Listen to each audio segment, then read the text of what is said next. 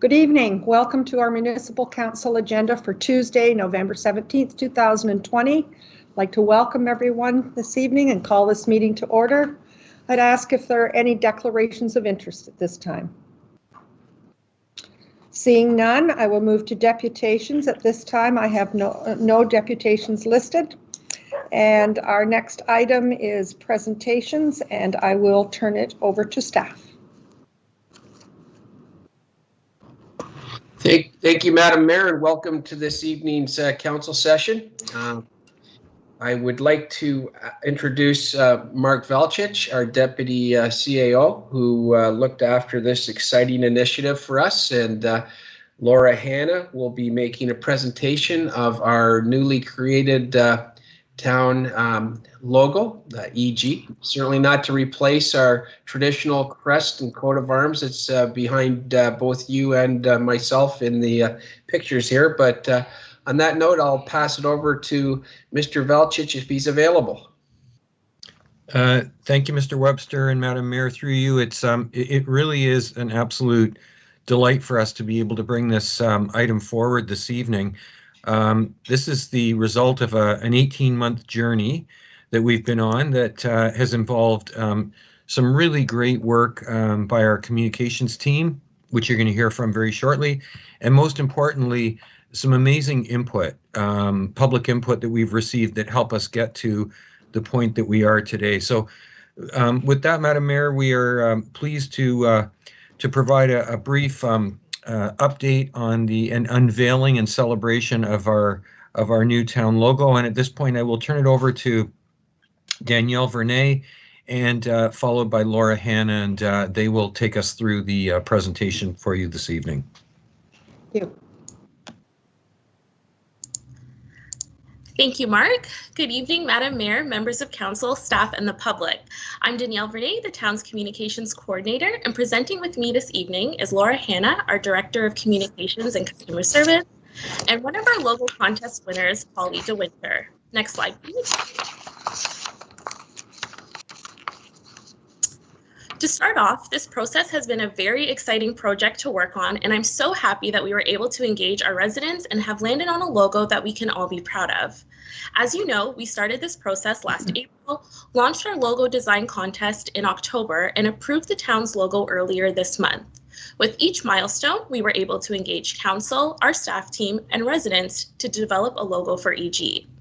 Many of the individuals that participated in the contest are watching us live tonight, and we would like to extend a very big thank you to each and every one of you for participating in this contest. Your submissions were awesome, very creative, so please give yourselves a very big round of applause. Although we've already chosen our logo, let's look back at some of the submissions that were sent to us for consideration. Next slide, please. As you can see on screen, we have some very talented residents in EG. I'm now going to pass it off to Laura and Holly, who will share some more exciting stuff about our logo. Thank you, Danielle. Can we switch to the next slide, please? On the screen now is the new town logo as approved by Council on November 3rd, 2020. We have previously mentioned in previous presentations, this logo was created by combining two logos from the logo concept contest that was held in October 2019. The two designs came from Stephen Smith and Holly DeWinter. Holly, who lives in Holland Landing, was also the designer we used to create the final print-ready files for the logo. I just wanted to say a few words about the logo itself. Logos are an important element in any community identity, and they represent the town in both design and meaning. The town of East Gwillimbury's logo focuses on the letters E and G, representing the commonly used short form for East Gwillimbury. As we continue to grow and create a sense of place, we will continue to be known throughout Ontario as EG, a great place to be. The logo still maintains our traditional brand identity with the use of the colors blue and green, which is also representative of East Gwillimbury's natural environment and green space. The colors selected on the tradition of the official coat of arms, but also encompass and invoke strong symbolism of water, green space, and the natural environment, which East Gwillimbury is a strong steward of. The wave was selected to showcase forward movement carrying the town forward. Together, these features show a strong, unified image depicting the strong, unified community that we know East Gwillimbury is. At this time, I would like to invite Holly DeWinter, our logo winner, to say a few words. Stephen, our second winner, was unable to join us tonight, but Holly, I'll pass it over to you. Hi, sorry, can everyone hear me? Yep, we can hear you. Okay, great. Hi, thank you very much for letting me be a part of your meeting. I want to start off by saying that I'm honored to be a part of this project. This community is very important to me. I moved here from Newmarket 4 years ago with my husband and my 3 children, and we absolutely love living here. We love the peacefulness of East Gwillimbury, the community, and just the space that it's given us to grow as a family. It's been a really interesting process to see where everything has started to where we are now. I was part of this project since the beginning, so it's just really neat to see how far it's come, and also to have a chance to work on the final logo has been amazing. I'm really proud of how the final logo turned out, and I'm proud to be a part of East Gwillimbury. So thank you very much, and I will send it back to you, Laura. Thank you so much, Holly. Thanks for being here today and for working with Danielle and I throughout this process. We really valued your feedback, and you had a lot of great ideas throughout the final print ready process, and we definitely couldn't have done that without your insights and your knowledge, so we really appreciate working with you. If we can move over to the next slide. So following today's meeting, we're pleased to officially unveil the new logo, and we're pleased to say that the new design we feel represents our community proudly amongst York Region, and we will be starting to roll out the new logo in the coming weeks, so you will start to see it on various items throughout the organization, and a brand guidelines will be showcased at the next council meeting. Madam Mayor, I'll pass it back to you if you have a few words. Well, thank you very much, Laura. A very interesting process, very exciting. In April 2019, Council decided to direct staff to undertake a physically responsible process to create a new logo. We knew it would be a great experience. However, this has surpassed our expectations. Today, I have the pleasure, on behalf of Council, to thank our community for supporting this initiative and those who actively participated in the process. All the feedback received was taken in consideration, and as a result, we were able to create a final design that we are very proud of. In response to the contest, over 60 designs were submitted by 23 participants, all unique and well thought out. Each one included many East Gwillimbury attributes: green space, agriculture, landmarks, water, just to name a few. It became very clear that our environment, outdoor spaces, and trails are an important part of our community, which bring us all together to keep us connected. We also identified with our rivers and our proximity to Lake Simcoe. You will see with the final design that we were able to maintain our corporate colors, blue and green, which are very nicely supported the environment importance, which resonated with all submissions, and the new look is one we're all very proud of. Overall, this process was a tremendous success, which led us to selecting the winning design of our new logo. I want to thank all the designers for taking the time and sharing their insight and their talent with us. Many are watching here tonight. Thank you. We had 2 of our youth residents take part in this process, which I think is admirable. I believe they were watching this evening, and I want to give them special mention. Thank you to Serena and Tabitha Deep, age 8 and 12, our youngest design artists. Thank you for your participation and for sharing your vision of East Gwillimbury. It is always great when our youth participate and share their perspective as well, so thank you to both of you. And to our logo design winners, Holly DeWinter and Stephen Smith. Both Holly and Stephen submitted designs that were similar, and we were able to work with both artists, combining aspects from each submission to create our final design. Holly, I know you're with us tonight. You've already spoken. Please accept our thanks for sharing your design talents with us and providing your input along the way. You were both great to work with, and we appreciate all the effort and work put into bringing us to our final logo tonight. I am sure you are as proud as we are with the outcome. Thank you, Holly and Stephen, and congratulations to both of you. Thank you very much. Laura, did you have anything else that you wanted to say? No, that was everything. Thank you so much to Holly for joining us tonight and Madam Mayor for those kind words. I feel that we didn't know where we would land when we started this in April 2019, and we're very happy with where we are, and we're very excited to start rolling it out. So we look forward to sharing the brand guidelines with all of you. Thank you very much. And with that, could I have a motion to receive the presentation tonight? Councillor Roy DeClemente and Councillor Crone, be it resolved that the Corporate Services Communication Branch presentation regarding the town logo be received, and I'm going to say with very much thanks to our two artists. All those in favor? That's carried unanimously. Thank you very much. I'm going to move to our next item of the evening, and that's development services. And I'm going to turn it over to staff regarding the new Heritage Registry update.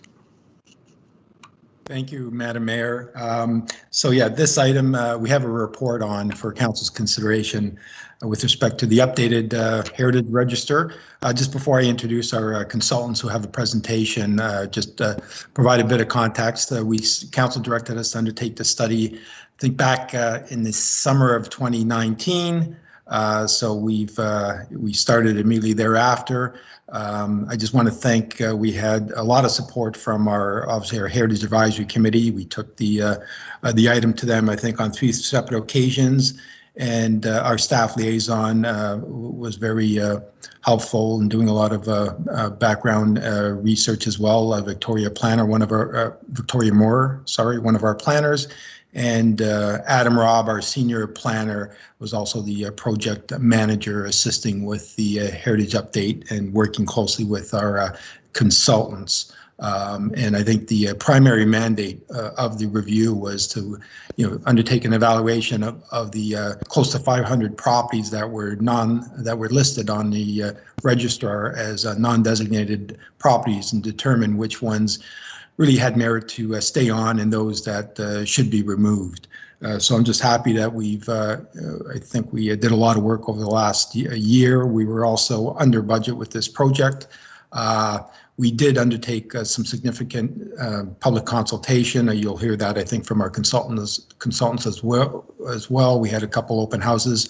We also used social media. We had a number of posts on Facebook, on our website as well, and we sent out numerous ads in our local paper trying to engage the public throughout the process. So at this time, Madam Mayor, I'll turn it over to our two consultants from ASI, Annie Valou and Christina Martins, who are both heritage specialists who undertook the evaluation and screening process with respect to our heritage list, and will present their approach and their findings for Council's consideration. Thank you, Madam Mayor. Turn it over to our two consultants. Thank you, Marco and Madam Mayor. You can go to the next slide. This evening's presentation will include some introductions to the project team from ASI, as well as the project objectives, goals, and timelines. Then the focus of our presentation will be on the methodology used to meet the objectives of the project.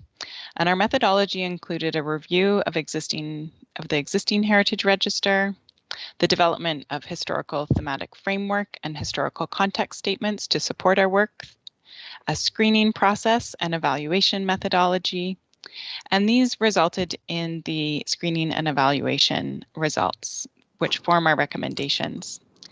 The Heritage Register review process overall has been iterative, with many points of contact with stakeholders. The engagement included a town hall in October of 2019, where we spoke with community members, a virtual open house, 3 Heritage Advisory Committees meetings through the process, councillor interviews with representatives on the Heritage Advisory Committee, as well as information being posted online, which included the master property list that was developed with the recommendations and the supporting report.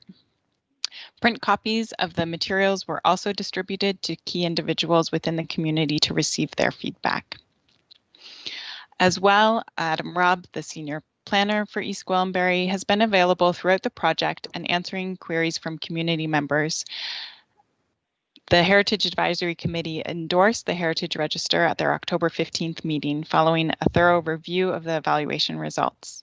And I will be providing some of the feedback received from the Heritage Advisory Committee and through the virtual open house. Our presentation will then conclude with the general recommendations coming out of the project. Next slide. My name is Christina Martins, and I have been the technical lead and the Heritage Register advisor on the project. Annie Veilleux is also with us this evening, and she will be available for any questions. She is the senior project manager and public engagement lead, and our firm is Archaeological Services, Inc., also known as ASI. Next slide. The objectives of the Heritage Review were to ultimately develop a comprehensive heritage register that includes designated and non-designated properties. Non-designated properties are also known as listed properties. The goals of the Heritage Register Review were threefold: to determine which properties, which were currently included on the Heritage Register, continued to merit inclusion as non-designated properties, to determine properties which could be prioritized for designation under the Ontario Heritage Act, and to identify properties which did not require further review and ultimately should be removed from the Heritage Register. The project was structured in 3 phases and began in the fall of 2019. The first phase included background research and the development of the methodology to review the 500 properties. Phase 2 included a review of existing Heritage Register, as well as the evaluation of properties. And Phase 3 compiled our recommendations and reporting. Next slide. The intended project outcomes will help make the town's Heritage Register much more manageable. This will allow the Heritage Advisory Committee to focus their efforts on heritage education, outreach, designating properties that are included as non-designated properties on the Heritage Register, and other community cultural events, rather than needing to process removal requests, which prior to this process had been something that came up quite a bit. Listed properties now all have the same level of information and provide a baseline as to why they merit being listed on the Heritage Register, which should clarify future requests about properties.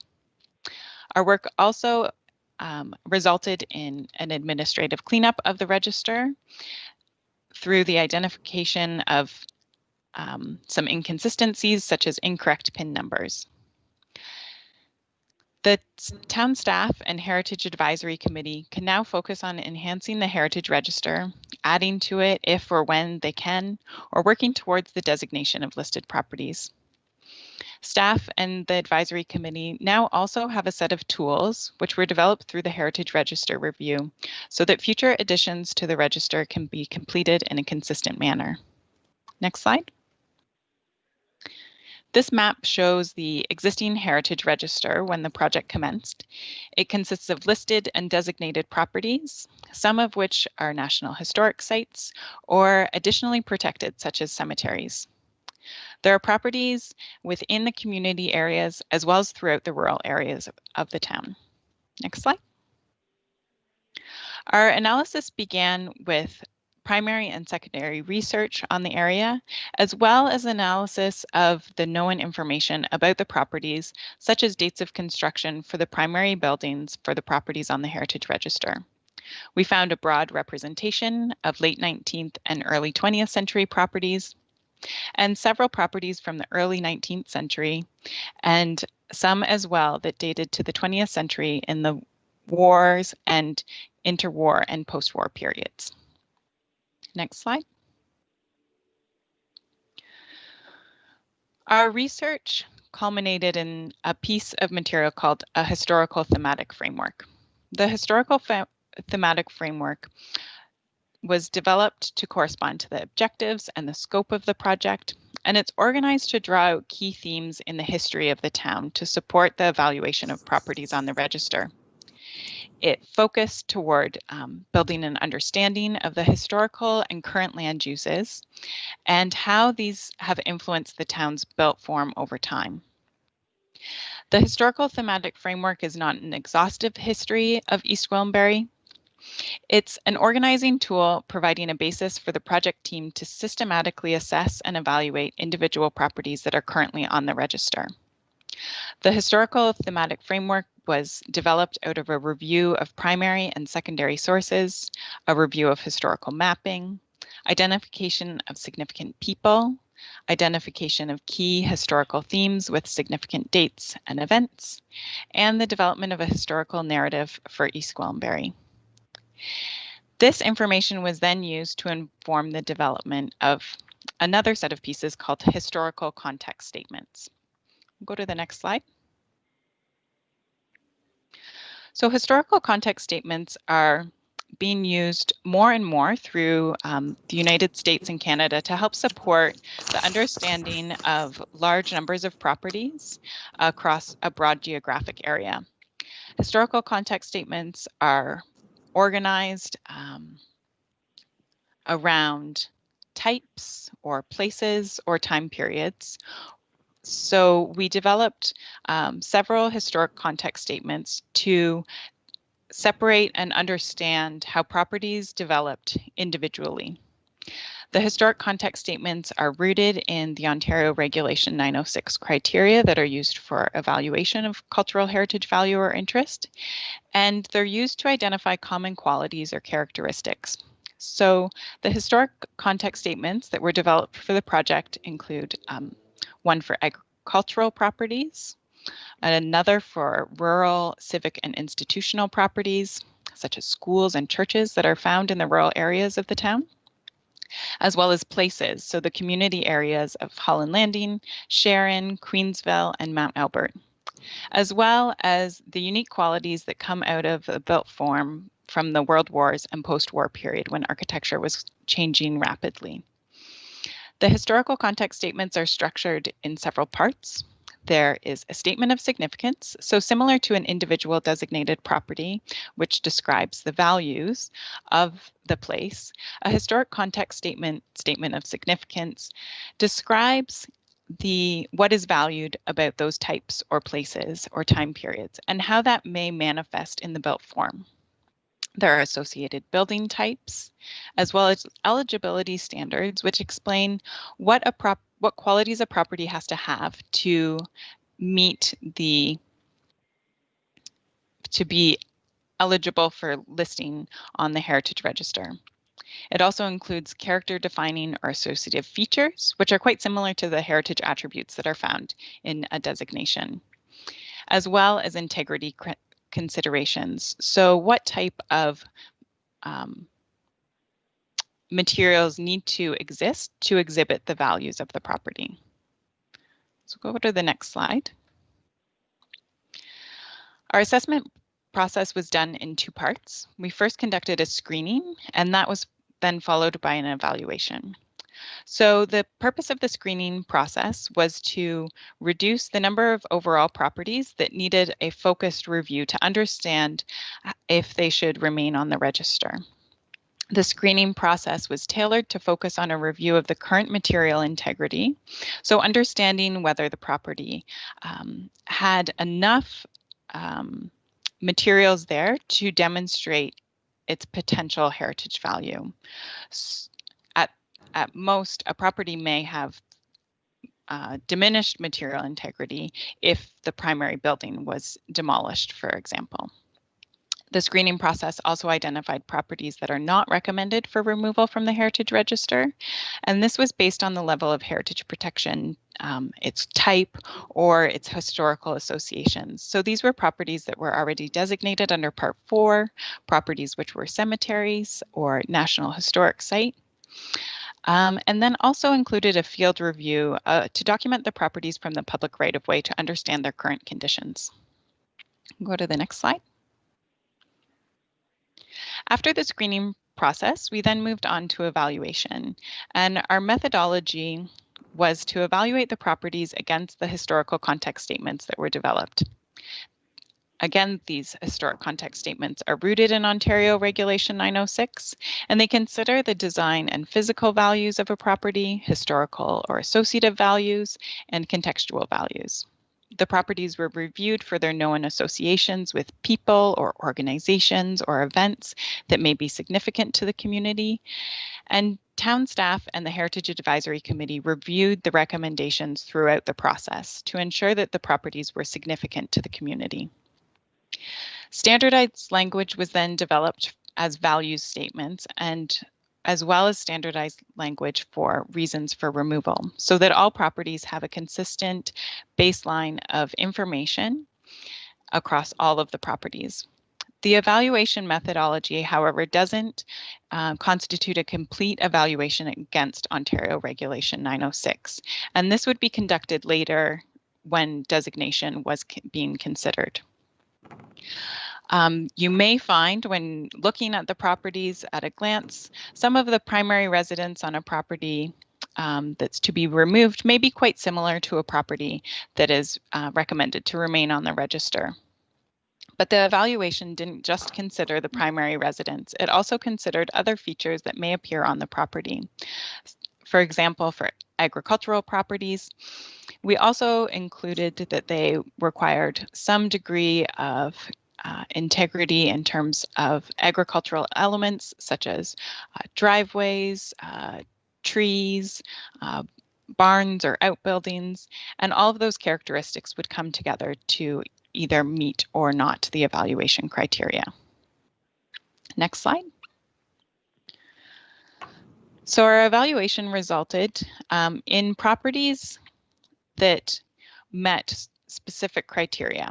So all the properties considered to meet evaluation criteria now reflect important themes in the town's growth and development, as described in the historical context statements, meet the eligibility standards embedded in the associated theme, and have character defining or associative values that directly relate to the heritage value, and meet the integrity considerations described in the historical context statement. Next slide.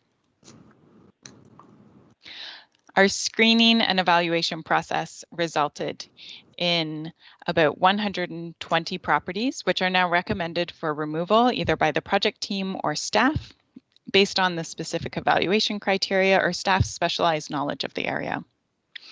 There are 343 properties that are not recommended for removal at this time.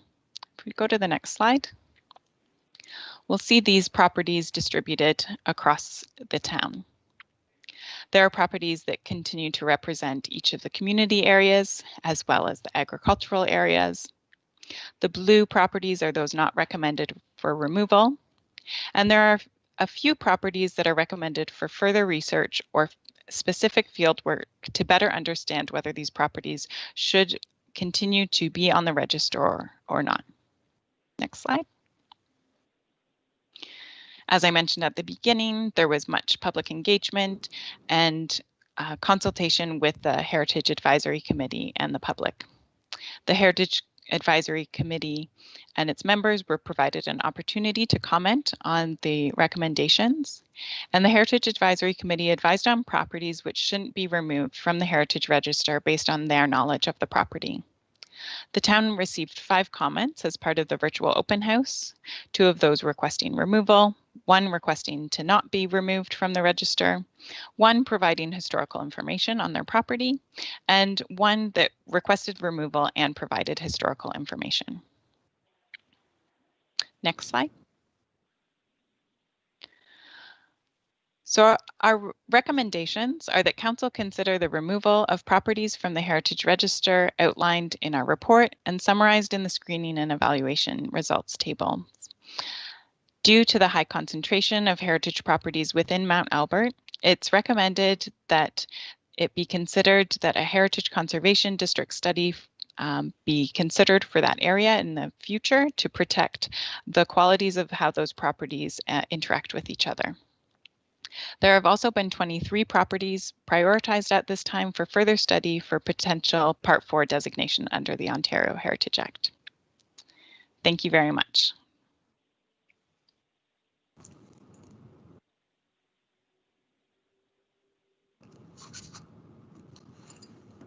Thank you very much. Very, very interesting. Are there questions from members of council?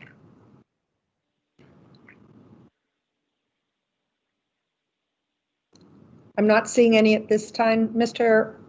Muno, do you have comments to make at this time? Thank you, Madam Mayor. Nothing specific. I mean, obviously, if there are any questions, myself or our consultants can address those.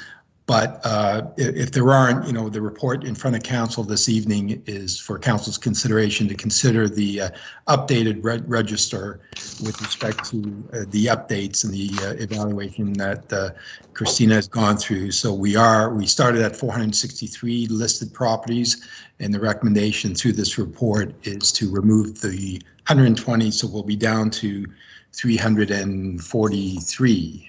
On the list. And there are still things to do to move forward, and our Heritage Advisory Committee has been involved from the get-go with respect to, there are some other properties that we're going to continue to evaluate.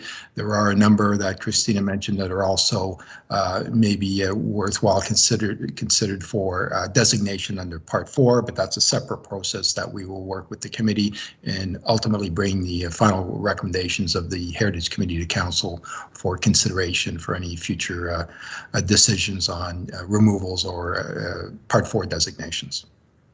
Thank you. Councillor Roy DeClemente, did you have a question or comment? I had a few things. Thank you, Madam Mayor. Perhaps I could start through you, Madam Mayor, to Ms. Martins. I guess I'll preface my comments by saying that regardless of, we knew we had a big list when we started this process, and I think that through this process it's been reinforced that we have significant heritage assets here in our town, and that we do have a duty to respect those and protect them as much as we can. So it was nice to have that reinforced and not hear that our list really wasn't as important as we thought it might be. So I'm delighted to see that. Through you, Madam Mayor, to Ms. Martins, I wonder if you could comment a little bit about your methodology in identifying those properties that you recommended that we remove. And obviously, you know, if you've got 20 properties that are a good representation of a Victorian farmhouse or something, you've recommended that we say remove 5 or 10 and then keep the others. Can you help me understand why or what criteria were used to eliminate those? Thank you. Through the mayor, I'm just going to go in our report. The historical context statement provides the detailed information on the evaluation. And so that always can be read in conjunction with any of the removals or the properties that are recommended to remain. So removals don't meet the historical context statement, whereas properties that are recommended to remain meet those criteria. So I'm just going through, and I will give you an example. So in Holland Landing, within that, the character defining or associative features, some examples, are that it retains most of the essential physical features from the period of significance, which was identified as 1800 to 1913. It may be associated with a notable person or event in Holland Landing or the town more broadly, and it contributes to the social, political, and economic history of Holland Landing or the town. The eligibility standards is that the property must date to that period of significance. It has to represent an early period of settlement and community development within the limits of Holland Landing. It needs to be a surviving and intact example of its type in its setting. So it's the property itself as well as the setting in combination. It may be located on Yonge Street or Mount Albert Road and is located on or adjacent to the Holland River. And then the integrity considerations are the next piece. So in Holland Landing, in the historical context statement, we describe that the setting may have changed somewhat as a result of expansion and growth, and that it should retain integrity of its design and materials. So based on what's known about a certain architectural style, it should embody not only maybe the scale and massing of that style, but also a significant number of architectural details that would be typical to that period. For early examples, though, so properties that date from the early part of the 19th century, they may have been altered more and still be able to be retained on the register because these properties have been around for so much longer and they are subject to so much more change during that time. And if it retains associative value, it should be tied to a notable person or event. And then the material integrity of the property is not as high priority if it's associated with a person of importance. Thank you. That does help. It was interesting. I did actually read all 262 pages of the report. So, you know, it was helpful, I guess, in setting that context and identifying some of the key people. And I was interested to see that a lot of the people that you identified, we have tended in the past to put interesting people's names on our naming inventory for street names and other municipal assets. And I noticed quite a few were absent. So that exercise in itself was tremendously helpful to me. Thank you very much. Thank you. Any other questions or comments? Councillor Foster. Thank you, Madam Mayor. Directed to Mr. Ramuno, we spoke yesterday about a specific address in Holland Landing. Were we going to amend that address be dealt with in a separate amendment? Through you, Madam Mayor, to Councillor Foster. No, yes, I think you should probably put that motion, that amendment on the table tonight to maintain that one property. I don't recall the address, but I think you have it, Councillor Foster. The address was 19828 Yonge Street. That's correct, 19828 Yonge Street. And it brings up a question that I wouldn't mind hearing from our consultants on this one. And this one is an old house. I'm not sure what heritage attributes it may have. It's been renovated a number of times. And I know it's not the original home on the property, but how would we deal with this specific property if it was taken off? But we still believe that the property itself, minus the house, the property itself is still of very, very rich heritage value. So if that house is taken off the list and someone goes in there and starts construction, there could be artifacts, there could be all kinds of stuff that comes up with someone excavating for a basement. So how do we deal with that? Is that a good enough reason to leave that property on the register on its own? Thank you. It's a very great question. In terms of archaeological potential, this project and properties on a heritage register does not deal with archaeological potential or the archaeological sites, or archaeology goes through a whole different process that is not typically related to the heritage register. So in terms of what would happen if it was removed from the heritage register from an archaeological perspective, I don't think would have an impact, because there's such two different sides of, you know, the heritage coin. Okay, so I'm going to muddy the waters here. That puts up a red flag for me specifically for that piece of property amongst others. So if we were to remove that house, which I'm trying to amend that we leave it on there for now, but if we were to remove it, we could actually issue a demolition permit. Somebody could go in there and dig and find all kinds of I mean, that was used during the wars. It was used for fur trading. It was used for all kinds of stuff.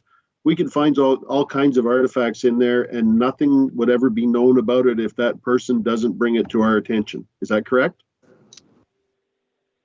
I would have to, this is a very interesting question, but as this project is for the Heritage Register and above ground properties, right. I don't want to assume any what the archaeological requirements are as part of this particular property. Yes, our firm does do archaeological assessments, and that is a huge part of our firm. In terms of cultural heritage in our division, we do the above ground assessments. So I'm not an expert in archaeology, but these are certainly questions that are important and that we can find the answers to. Unfortunately, I'm not at a stage to be able to answer them fully at this moment.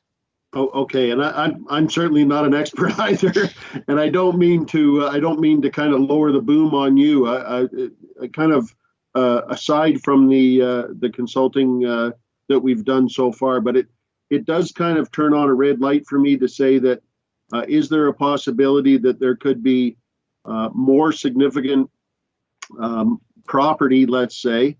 And does that turn a red light on maybe to the mayor and the rest of council? Mr. Ramuno is going to hate to hear me say this, but is this another thing that makes it important to give our staff and our council time to really have a good look at this list?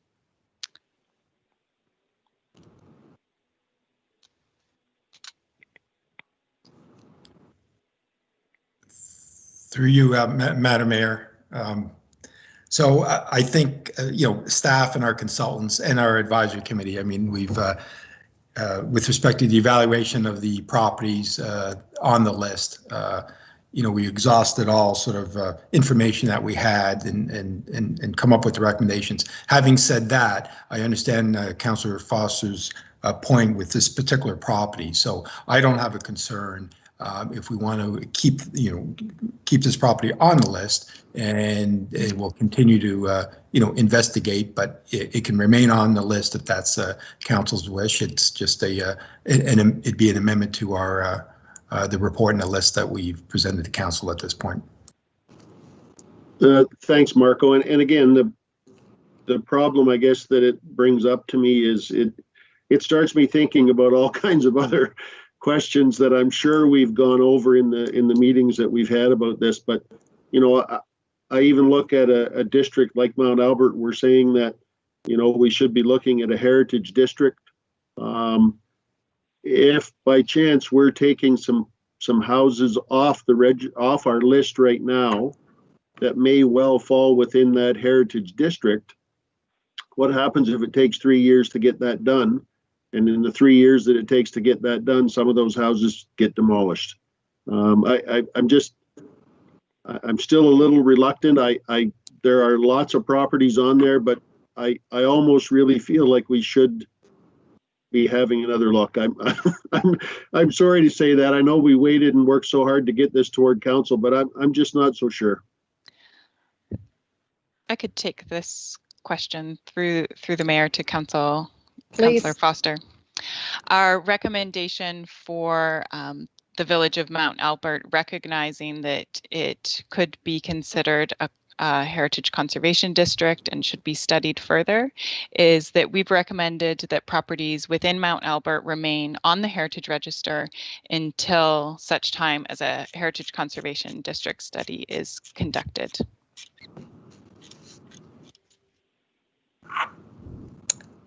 Councillor, thank you. Councillor Roy DeClemente. Thank you, Madam Mayor. And further to Councillor Foster's comments, he's obviously had, not to use the word intimate, but he's certainly had extensive work and involvement in the process. And for me, this is still brand new to me. And so I found myself scrambling to try and absorb a lot of what was in here. And I felt that I guess my instinct was to say that I forget how long this has been going on for, but this is a significant project, and with many of the projects that we undertake, I think we have an obligation to the public to say we did this huge project and here's the results before we ratify it. Here's what we've done, and allow for some public engagement with the final product before we ratify it. And for me, there were, similar to Councillor Foster's questions about the property on Yonge Street, I started flagging questions that I had. For example, the Ramsey House at 18922 Leslie, it was assessed, I believe it's designated, but it was assessed within the context of the World Wars because it was built in 1915. However, there is significant, and we actually have confirmation that there are remains. This is where David Wilson's study was, and that there is a great deal of historic context that date back to the 1830s for that property. But if we were simply looking at the structure that's there now, we may or may not have wanted to keep that on the list. So my worry was, and one of the questions that I had for the consultants was, and I think it really just came back to that it's beyond the scope of the project, but to understand whether there were Indigenous assets that had been identified, or that there were other aspects of our landscape. We've talked about the trees on Catering Road. Are those important to retain? And I believe that the answer is simply that was beyond the scope of the project. But my worry is if we remove properties from this list, it will be really challenging to put them back on the list at a later date. And like Councillor Foster, I share the concern about making sure that we time that heritage district evaluation carefully. And for me, I was going to put out the plea. I think we have an outstanding resolution for the village of Sharon. And I'm worried that we may have already lost a good part of what was special about Queensville if we're not careful. And so I just wanted to make sure that we had the time to assess this properly. And I felt rushed, and I didn't want it to be rushed. Thanks. Madam Mayor, if I may. Yes, go ahead, Councillor Morton. Thank you. Not only is Mount Albert filled with heritage and everything else, but I mean, I know even from high school and talking about buildings and things throughout Holland Landing. Holland Landing has all kinds of history there, and I would hate to see it destroyed too. And if you really look at the buildings when you go by or you walk through the community, it's you can tell yourself that there's a lot of history there, and I would hate to see some of that disappearing because some alterations have been done to buildings, and I agree with Terry on the one on Yonge Street, and you look at these things, and whatever is underneath that house could be years and years and years of history that we don't want to lose. And I agree with Tara that I think that we are still trying to, although a lot of work has been done, and I do appreciate that, but I think that for us to just jump right in now and say, yes, this is what we want done, and I can't support that. Through the mayor, I could respond to Councillors Foster, Roy DiClemente, and Martin, and Annie, please jump in if you have further clarification. I do want to stress the importance with these issues that listing on a heritage register only offers the town a protection against demolition of the existing structures on the property. And there's certainly other studies and undertakings that can be done to protect the qualities of your community that you're talking about. So while we may have prioritized 20 so properties for Part 4 designation and Mount Albert for Heritage Conservation District study. That doesn't mean that more properties can't move forward for designation or be studied as communities for Heritage Conservation District study.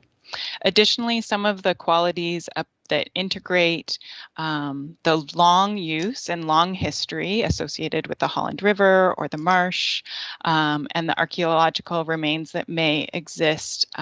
There's work perhaps within cultural landscape studies that could address some of those interconnected histories of the place, and that many places are looking towards cultural landscape work as a way to protect some of the more intangible aspects of a place and the things that aren't seen above ground. So individual property listing will only provide protection against demolition of the existing structure. So if there's greater interest in specific properties, there may be more appropriate tools to use that would get at protecting the aspects that are valued by the community. Thank you. Your study has taken a look at archaeological value. Architectural value. And we're talking now about archaeological value, which I realize that that's not what you were asked to do. However, you now know our council much better in that most of us have been here a number of years and some an entire life. And so this is part of the reason why it's taken so long to put this list together and try and make sure that the richness of history in East Gwillimbury is protected long after we're all gone. And I'm not sure, we all conjure up ideas of what happened in the past, and I was on the Heritage Committee 10 years, as most people on council have been on it at some point or another. And so we love our heritage and our history, and it's probably unique when you take a look at some other communities that just the bulldozer comes in and away it goes. And to talk about the building is one thing, but to talk about what's underneath the building is something very, very different. And I sense that council are very comfortable and appreciative of your study, and what you've done is lit a spark again, and good for you, a spark with all of us to say, have we done enough? We need to make sure as time goes on, we don't want to be like other communities. And I'm wondering if there's an opportunity in the near future, perhaps when the snow flies and it's winter, that we have a workshop day, a couple of hours, and collectively have more information for all of us together to understand what is important in the long term, and what can we do, and perhaps at the end of the day we understand that we've done the best that we possibly can, and that if we have pictures and we have bricks and we have stories that have been told of certain properties, both with buildings and without buildings, then we've done the best that we possibly can. But we've got a very engaged council who I suspect did very well in elementary school and high school in history. And it's part of the reason why some of us live here. So Marco, I'm just wondering if there's an opportunity throughout the next few months to have a workshop that goes beyond architectural value into some other areas as well. I know it's not exactly what our job is. However, I think we all would be much richer for it, and our town would be, at the end of the day, if we had the opportunity to sit down and go through the kind of steps that you ladies have gone through, and perhaps even add a little more to the story to help us understand how do we preserve exactly what we have. Only a suggestion, and I should tell you ladies, we have a silo that is sitting beside our town office.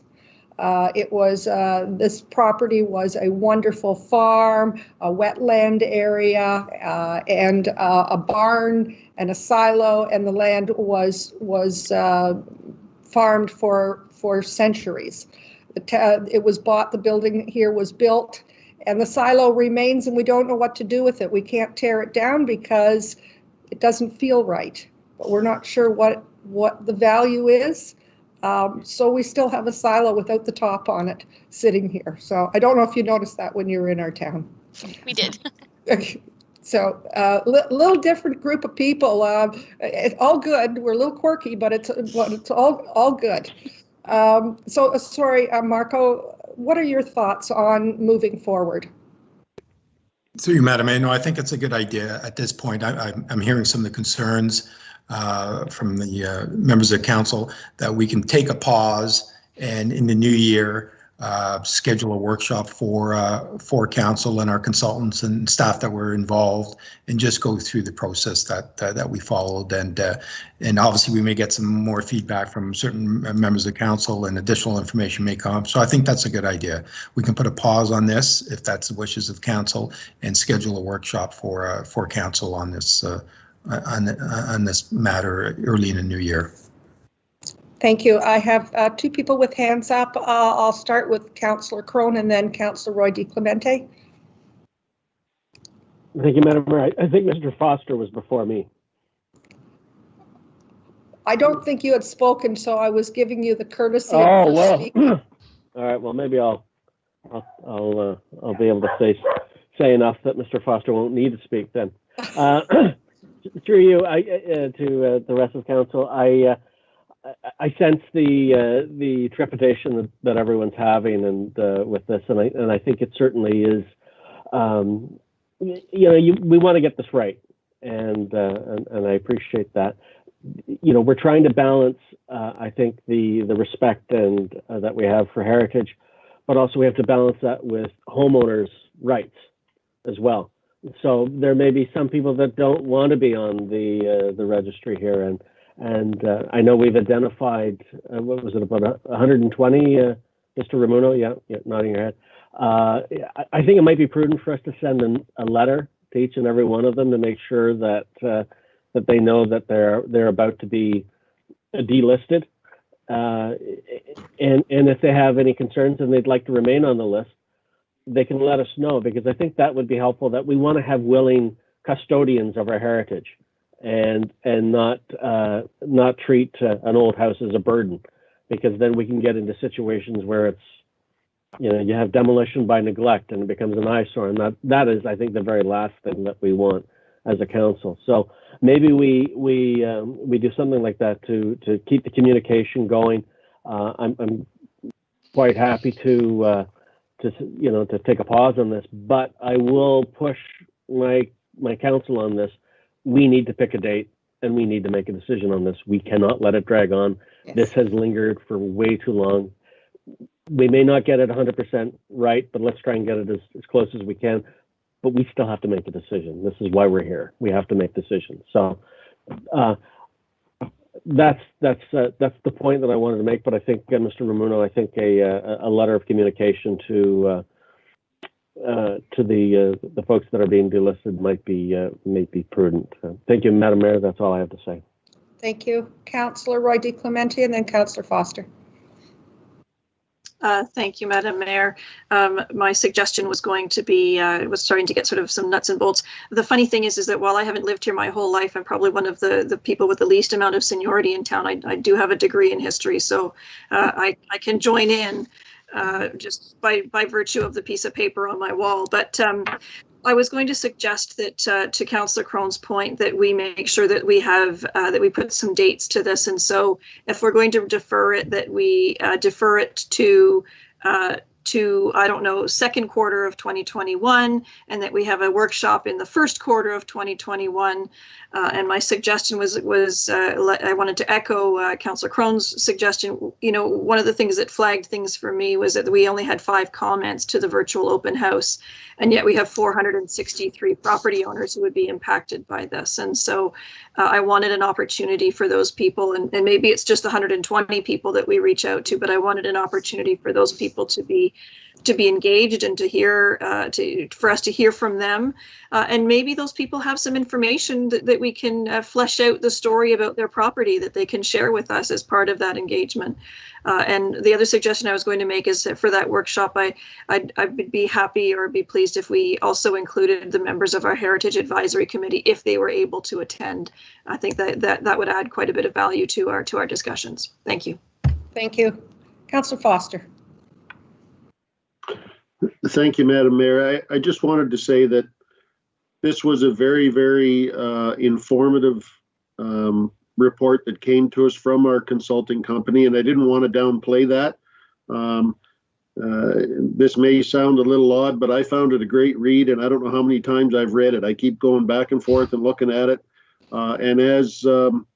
Ramuno and Mr. Robb and Ms. Moore will tell you, I've been kind of all over the map a couple of times on a few things, and probably bothered them more than they would care to mention. But I agree with Mr.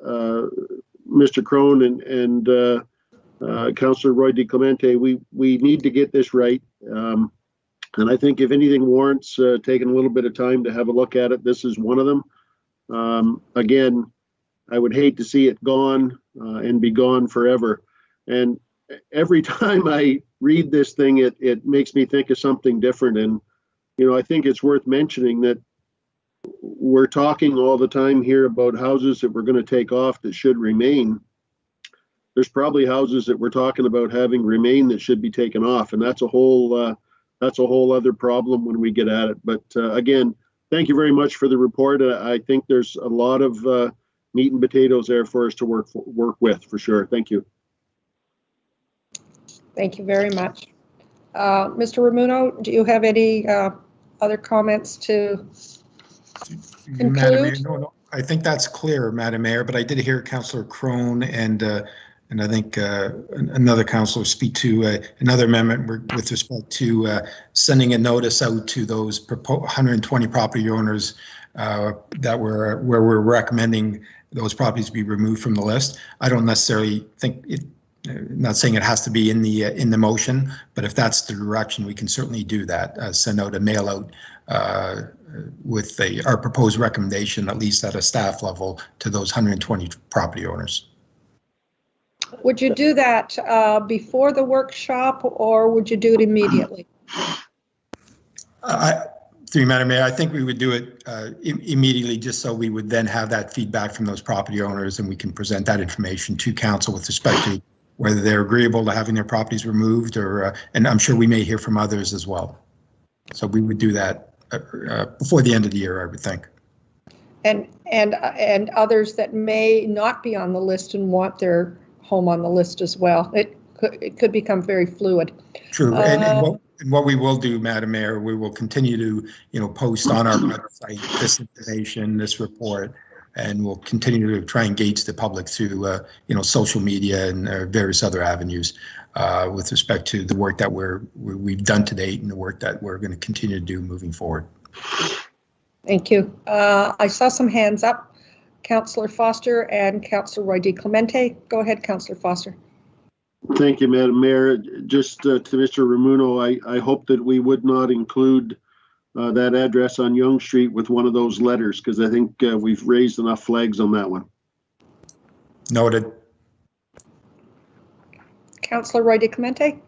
Thank you, Madam Mayor. I was simply going to provide some language for the resolution, something along the lines that staff be directed to conduct further public outreach, including but not limited to contacting affected property owners and in order to advise them of the draft report that's been prepared, something along those lines, so that it doesn't just have to be those 120. My hesitation is in if we decide to keep some of those people on the list after our workshop or after further study, then I don't want to disappoint them by telling them, oh, guess what, psych, we changed our minds.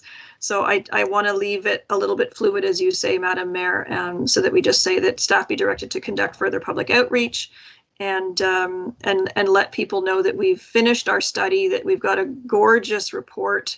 Quite literally, it's a visually attractive report, and it's full of really great information that I think residents would be interested in, especially some of our newer residents, in wanting to know what the backgrounds are here. So I think from that perspective, we really just want to let people know we've got a draft report, and that we're looking for feedback on it. Thanks. I'm wondering also if we should be having a date that we want to conclude this exercise. I fear that we have a workshop and instead of removing and putting things to bed, we now are moving in a different direction, or there's other interests at that time, and our long-term goal was to sort this out that has been sitting for many years already. So I just wonder if we should not be having some kind of a date, whether it's Q2, whatever the date might be, as opposed to open-ended.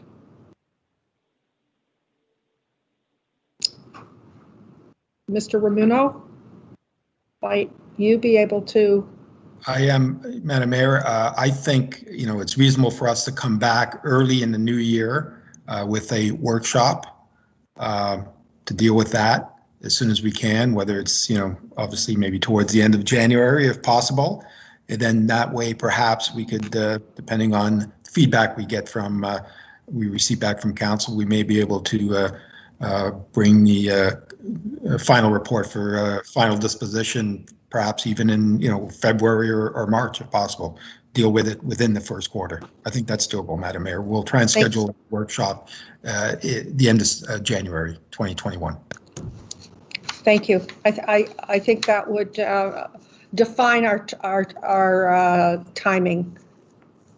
Any other comments, questions? I'm seeing here that we have added to our resolution. Can everyone read it, or will I read it out?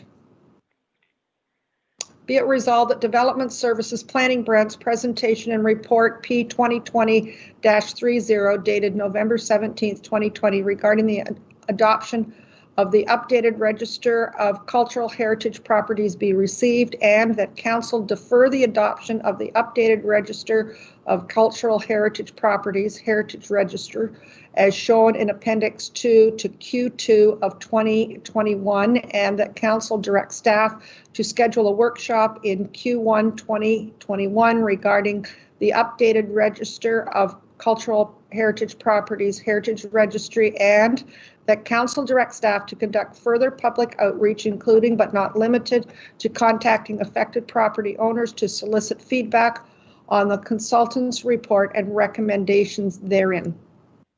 Have we missed anything? Okay. Do I have a mover and seconder? Councillor Foster? Councillor Persicini? All those in favor? And that's carried. Are consultants still with us? Yes. Yes, Madam Mayor. Want to thank you so much for your report. It has spurred more conversation than I think any of us expected, but it's lit a spark for all of our council, and we thank you very much for that. And I'm sure that we'll see you early in the new year. Wonderful. Thank you, So- Madam Mayor. We've really enjoyed getting to know East Gwillimbury through this project and the rich and long history that your community has. And it's wonderful tonight to see how much you value that history as a council. Thank you very much. Thank you. Good evening. Good evening. With that, we'll move along to our agenda. Item number 2 is Development Services Planning Branch Zoning Bylaw Amendment Application for East Gwillimbury Children's Center to be located at 18335 Leslie Street. Mr. Ramuno, are you going to speak to this item? Yes, Madam Mayor. Victoria Moore, our plan, will provide an overview. We had our statutory public meeting on this rezoning application for the daycare center, proposed daycare center on Leslie Street a couple weeks ago. But considering we're holding some evening meetings, we're back holding evening meetings, we thought it'd be an opportune to just bring this back tonight for any members of the council, of the public that may be listening in, just so they're aware of the application. So I'll turn it over to Victoria. She'll just provide the brief overview of the application. We don't have the applicants here with us this evening, but again, until we prepare a final report to council on this, any public comments that do come in, we'll certainly address those and make council aware of those in a future planning report. Thank you. There, Victoria? Thanks, Marco. Thanks, Madam Mayor. So can everyone hear me, first of all? Yes, we can. Okay, perfect. So as Marco mentioned, I'm here tonight to provide a brief presentation on the zoning amendment application for 18335 Leslie Street and to recap a bit of the statutory public meeting, which was held on November 3rd. So next slide, please, Tara. So the subject property is located north of Green Lane East on the east side of Leslie Street. The property is 3.28 hectares with about 63 meters of frontage along Leslie Street, which is a regional road. The site currently contains a vacant residential building that was previously used as a group home, and this building is not intended to be removed through this application. Next slide, please. So the subject property is within the Highway 404 Employment Corridor Secondary Plan area, which has been approved by Council and is still waiting regional adoption. The property is designated Mixed Business Employment and Environmental Protection Area in the secondary plan and is identified as employment area on Schedule A to the town's official plan. Section 11.3B of the secondary plan permits a daycare center only in the mixed business employment area and subject to a zoning bylaw amendment. The purpose of the mixed business employment area is to provide services that are important to support the primary employment function of the prestige and general employment areas. The environmental protection designation is meant to identify the town's natural heritage system. Next slide, please. So the property is currently zoned commercial C1 exception 16 on the western portion of the property and is zoned rural on the easterly portion of the property. So neither the commercial C1 16 zone nor the rural zone currently permit a daycare use. The commercial portion of the property permits a couple different commercial uses, and the rural portion of the property permits mostly agricultural uses. Next slide, please. So the zoning bylaw amendment application proposes to rezone the easterly portion of the property from rural to employment prestige M1 with a site-specific exception to permit a daycare use and a reduction to the minimum required parking from 51 to 37 spaces. Next slide, please. In addition to the zoning bylaw amendment application, the applicant has also submitted a site plan application, which is currently under review by town staff and external agencies. The site plan proposes the construction of a new 2-story childcare building with a gross floor area of approximately 1,200 square meters. The childcare center is proposed to have 7 classrooms, a gymnasium, dining hall, fenced outdoor natural playground, and associated parking area. Next slide, please. So the proposed zoning bylaw amendment and site plan applications, as I mentioned, are currently being reviewed by town staff and external agencies. We have identified a number of matters to be addressed before a final report is prepared for council's consideration. So some of those items include that the applicant is working with the town and the LSRCA to ensure that the proposed child care center will have no negative impact on the environmental features identified on the property. We will also be having further discussions to determine the exact location of the zoning boundary. And the proposed new access to the site from Leslie Street is currently being reviewed by regional staff. Other matters to still be considered include conformity with provincial, regional, and local policies, the appropriateness and compatibility of the use, as well as a review for any further zoning deficiencies. Next slide, please.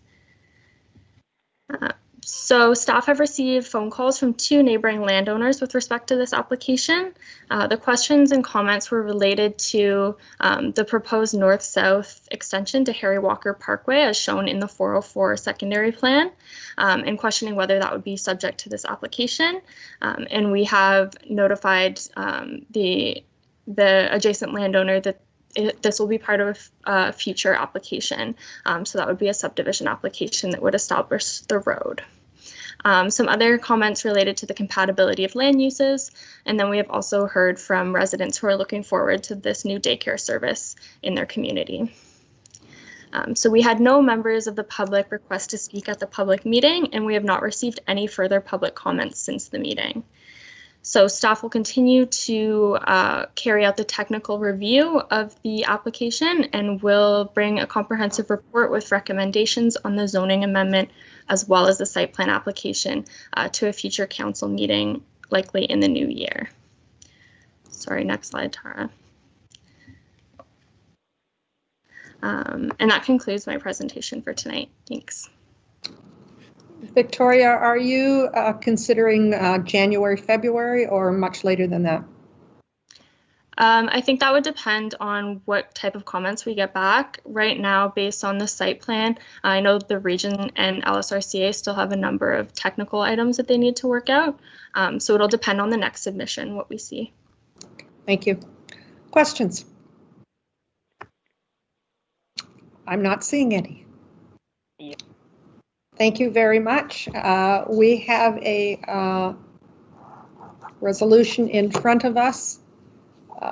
Be it resolved that Development Services Planning Branch presentation made to Council regarding the zoning bylaw amendment application for East Gwillimbury Children's Center be located at 18335 Leslie Street. Related file SPA 2005 be received. Could I have a mover and a seconder, please? Councillor Crothers, Councillor Roy DeClemente, all those in favor? And that's carried. Thank you very much. Thank you, Victoria. We look forward to that one moving along. Mr. Ramuno, are there any other items under planning? No, nothing further from me, Madam Mayor. Thank you very much. We're at corporate services. And Mr. Velchik, are you there with us tonight?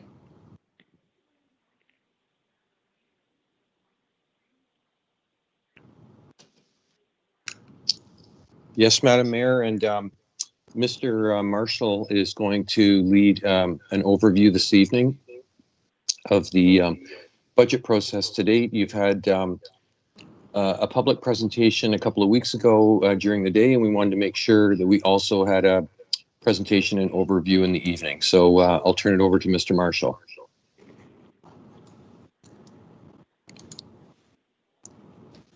Thank you, Mark, Madam Mayor, members of the committee. This presentation is just to provide a brief update as to where we are in terms of our 2021 business plan and budget process. So if we can go to the next slide. So staff started this process back in July of this year. And for the next few months, staff has been working hard in terms of developing a budget submission. We used our new budget system that we had just implemented this year. And what it did for us, it allowed us to actually develop our budget submissions a lot easier and provided us with a lot more information for us to be able to provide more analysis regarding things such as our trends in actual expenditures over the past few years, and actually helped us with analyzing the costs that have been incurred regarding COVID and the pandemic that we're in right now. So for those few months, we took a look at our submissions, and we went through our CAO and senior management team reviews and came up with a budget proposal. In October 2020, we sat down with the council members and did a pre-budget meeting with each of the councillors individually to get some feedback on some budget themes and some issues that we might have. And based on that, in October 20 of this year, we did our budget kickoff. And in that budget kickoff, we presented a submission where we proposed a 0% net tax levy increase on our tax-supported budget. Shortly thereafter, we issued our budget binders to council members, and we are in the process now of going through detailed budget meetings with each of the council members to answer any questions that they might have regarding the budget submission for 2021. And that leads us to where we are today. So next slide, please.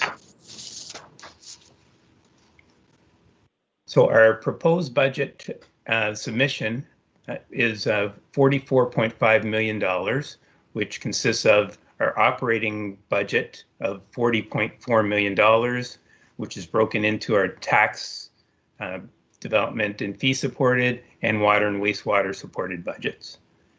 Just for your information, the water and wastewater budgets will not be deliberated at this time. It will be deliberated in the new year. So the other two parts of our operating budget will be looked at in the next week. And we also have our new capital budget submission requests of $4.1 million. Next slide, please. So what you'll see on Monday as we start our budget discussions is you'll see a budget submission that proposes a 0% net tax levy increase while maintaining our existing services and programs and providing for our growth-related pressures as well. We've also included the continuation of our funding plans for community safety and our future facilities. And we've also been able to use some of those multi-year funding plan funds to offset the cost of the opening of our new operations center in 2021. We've also continued our commitment to finding more efficiencies through modernizing the town's processes.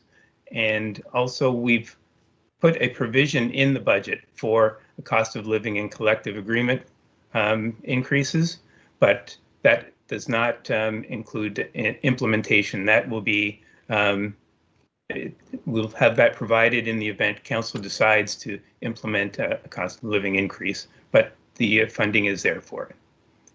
And then just to ensure that we are not just going to have a large increase in 2022, we've done an initial analysis of what our budget may look like in 2022, and it looks like preliminarily that we will have a budget pressure that would be in line with what we're predicting inflation will be, which is around 2%.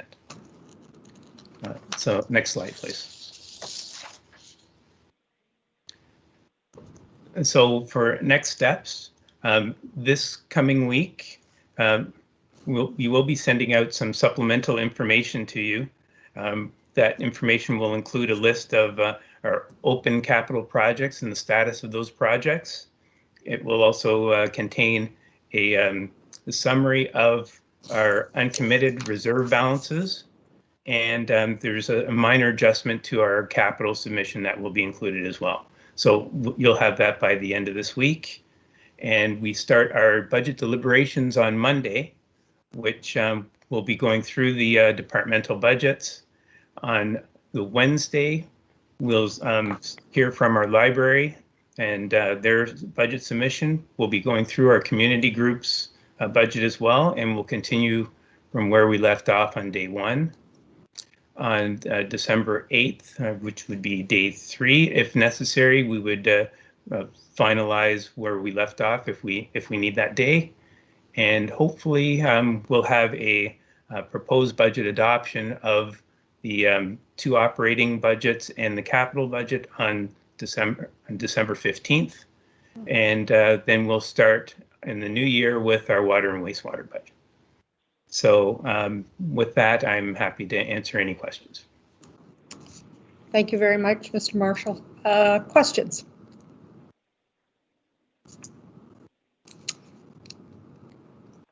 Councillor Morton, do you have a question? No, I've already had my discussions and I am good to go. Thank you. Councillor Crothers, go ahead, please. Thank you, and thank you to staff for doing such a wonderful job putting this budget together and bringing it in at a 0 increase. That makes it much easier for our residents for sure. I wanted to just touch on one thing that's come up year after year is around the mayor and council budget.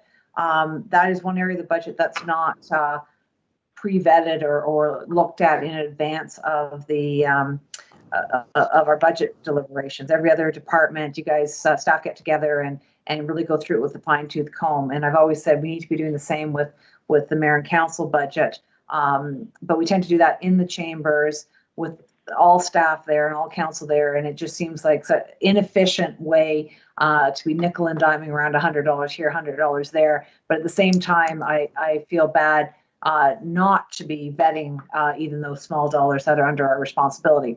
So I would like to propose, because this has come up year after year, I'd like to propose that we establish a subcommittee of council, either the mayor and 2 councillors, or Madam Mayor, I know how busy you are. If it was just 3 councillors, that would be fine as well, to take a look at our department's budget and just go through it with a fine-tooth comb so that what is presented at the budget deliberations is in line with what the other departments have already done with their budgets.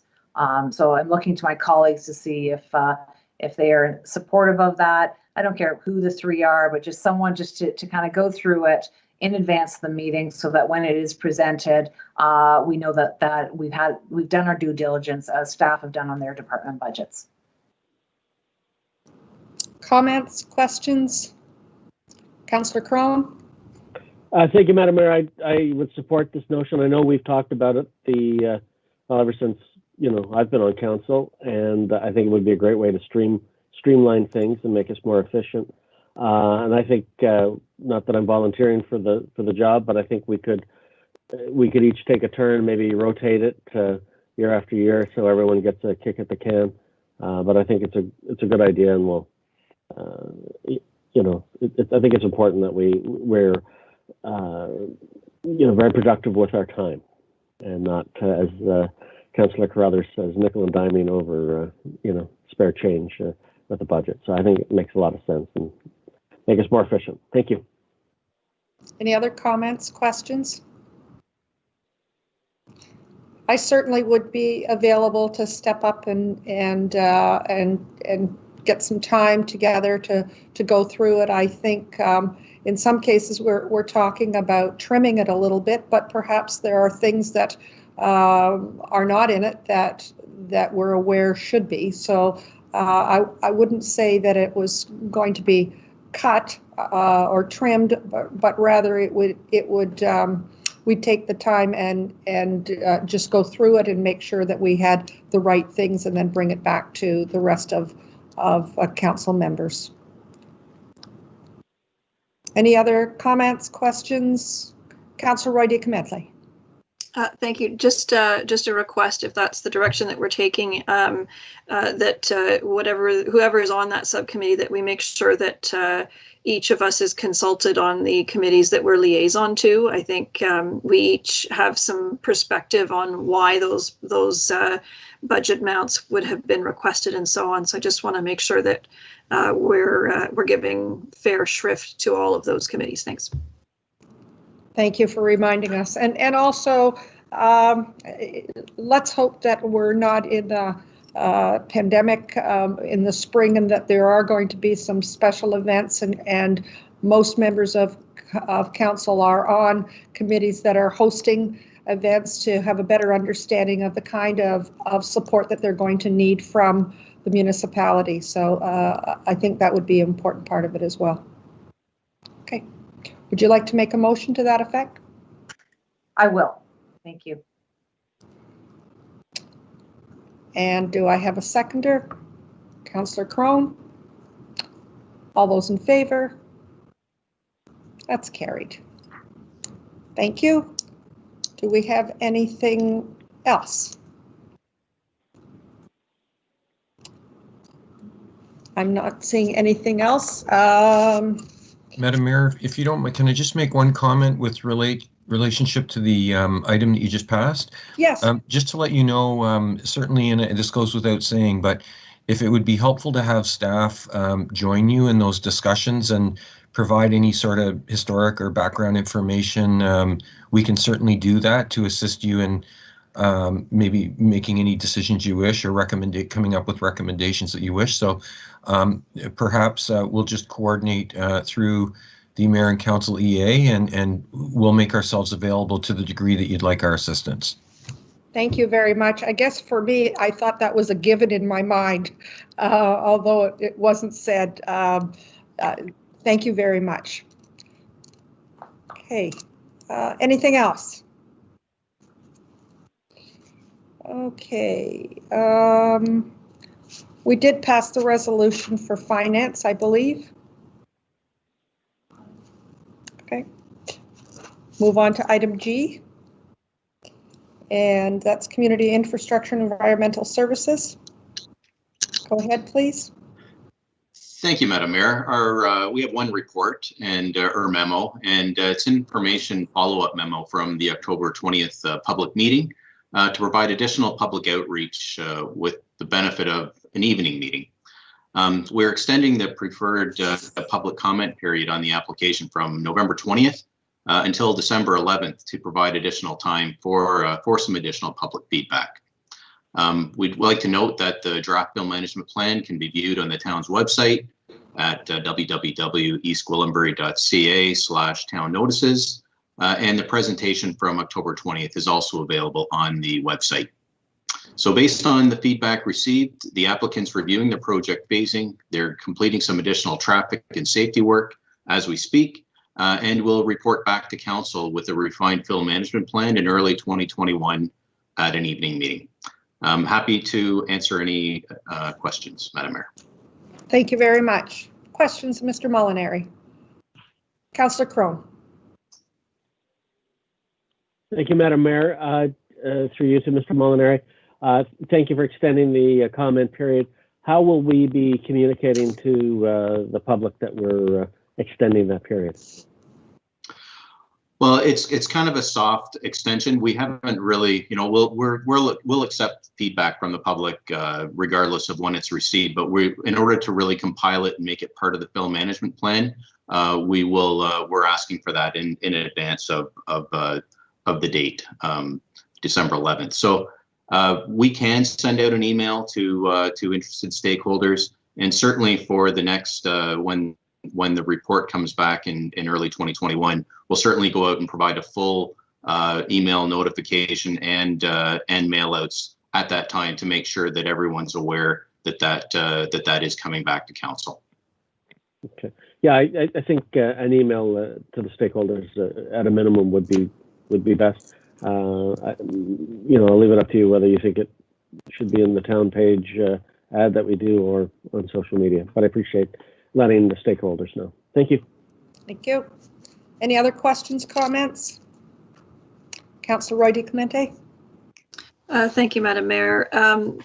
One of the concerns that I've heard from residents is that this has been going on for quite some time, and it's creating a certain amount of stress and anxiety for them, and because of the uncertainty about what's happening, when it will happen, how long it will last, and so on. So while I respect that it takes time to come up with a film management plan that is supported by staff and such, I think it's important that we are able to communicate some kind of an end date, or at least some kind of a schedule, rather than we've extended the period for feedback and we're still working on it. I think there's some people out there who would like some certainty about what's happening and when it will happen. Thanks. Thank you. Councillor Persichini. I'm hearing the same thing, and it's taking so long, and keeps coming back and says, you guys don't know what you're doing. I said, well, we are. We're just, sometimes things take time, but I'm hearing the same feedback. So I hope we get this resolved once and for all. Thank you. Thank you. And that we will do. Seeing no other questions, could I have a mover and a seconder, please? Councillor Persichini, Councillor Foster, all those in favor? And that's carried. We're down to resolutions. We have none at this time. We're following bylaws, none at this time. I don't believe we have any other business. Staff, do we have any other business to deal with tonight? Not at this time, Madam Mayor. Thank you very much. Item K is our confirming bylaw. Could I have a mover and seconder, please? Councillor Persichini, Councillor Crothers, all those in favor? That's carried. And an adjournment at 7:36, moved by Councillor Roy DiClemente, seconded by Councillor Crone. All those in favor? And that's carried. Thank you very much. Have a great evening. Enjoy the rest of the evening, everyone.